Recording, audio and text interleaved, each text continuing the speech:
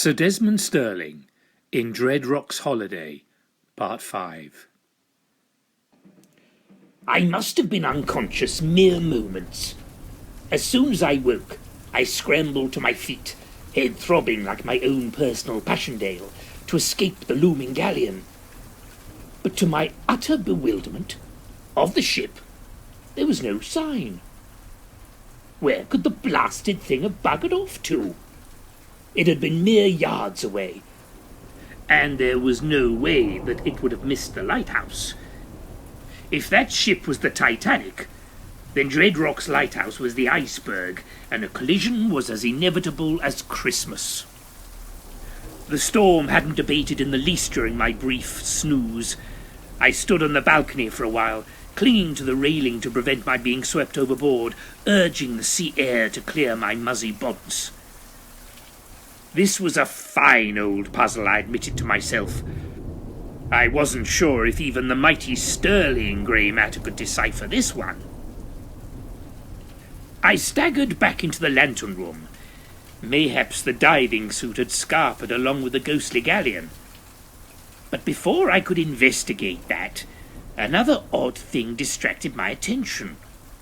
Where I had fallen and bashed my head on the base of the lantern, a panel had swung open, revealing... what?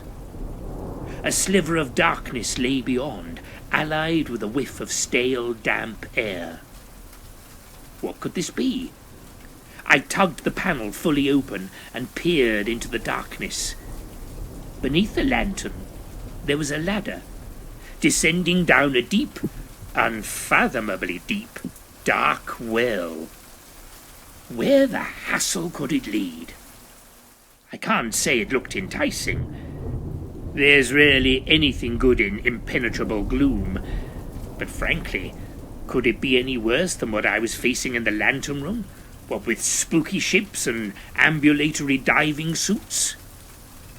I was, however, clad only in underpants, shoeless too, not ideal armour for a possibly dangerous expedition into dark and mysterious depths. I had noticed earlier an oilskin sou'wester hanging in the lantern room. There were some Wellington boots too. I niftily clad myself in them, hauled myself into the well, and began the descent into who knows what. That's when I discovered that climbing down a ladder while wearing Wellington boots was a skill I had yet to master. Within moments, I was engulfed in a blinding darkness. I couldn't even see the ladder to which I was clinging. I continued to descend, my sense of time evaporating with my vision. I tried to match the number of rungs I descended to the number of steps there were in the lighthouse. By my reckoning, I must have plunged much further than the ground floor and was now below sea level. I still couldn't see a damn thing, but the air felt damper with each passing rung. How far could it go? I began to worry that the next step would just plunge me into the sea. I could no longer hear the storm, just a background rumble which I presumed to be the sound of the sea. Although, as it was a long time since I last ate, it could have been my stomach. A tot of whiskey wouldn't go amiss either. I began to be aware that I could see more of my surroundings. Either my eyes had finally adjusted to the blackness, or there was light leaking in from somewhere. I suspected the latter. I looked down. Yes, there was a shaft of light a few yards beneath me. I felt a huge sense of relief. Strong as I am, even my muscular arms were tiring, and I knew I would soon have to rest. I refrained from rushing, though. Who knew what I would encounter when I reached the source of the light? The ladder came to an abrupt halt.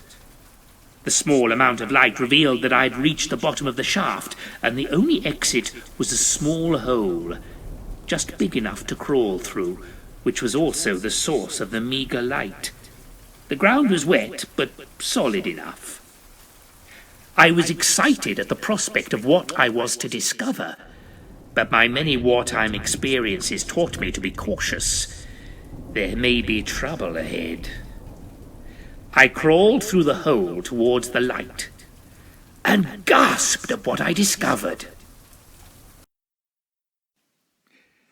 As opposed to the dank little tunnel I'd expected, I found myself in a most enormous cavern. A natural chasm originally, but later carved into something quite magnificent. One might almost call it a rock-hewn cathedral. The ceiling was so high that it must be situated just below the seabed. Vast stalactites hung from the roof like the fangs of giant vampires. Rocks of varying sizes were dotted about the cavern, and on each flickered a blood-red candle. The air was surprisingly fresh, albeit with a tang of salt in the air, not to mention a whiff of fish. At the far end of the cavern, there was a large table carved from an enormous slab of stone. A scarlet cloth was draped over it, on which stood more guttering candles. It put me in mind of an altar. Perhaps this place was more cathedral-like than I originally surmised. But I suspected it wasn't as cosy as our beloved parish churches, presided over by an eccentrically eyebrowed parson who would cycle from cottage to cottage, whether dispensing wise counsel to despairing wives or death rites to the imminently dead. This place reeked not just of salty fish, but of heathenry. My fears were confirmed when I noticed what was hanging above the altar. A vast crucifix suspended from the roof. But this crucifix differed from those in the cathedrals which give such delight in our green and pleasant country. In a mockery of all that is holy, this crucifix was hung upside down. I was getting a bad feeling about this. A tingle of danger crept up my spine. I instinctively ducked down behind a handy stalagmite. A robed and cowled figure was approaching the altar. Whoever it was bowed before the inverted crucifix, the filthy swine, and then placed a silver tray on the altar. I couldn't see what was on the tray, but past experience convinced me that they would be implements of beastliness. The figure suddenly turned away from the altar. He glanced around the cavern, the black eye-holes in his cowl coming to halt in my general direction. Could he see me? I was sure the stalagmite was hiding me sufficiently. I held my breath and tried to quell the thumping of my heart. The robed figure seemed reassured, and once more facing the altar, removed his cowl. Even with his broad back to me, I instantly identified the scoundrel. It was old Jethro.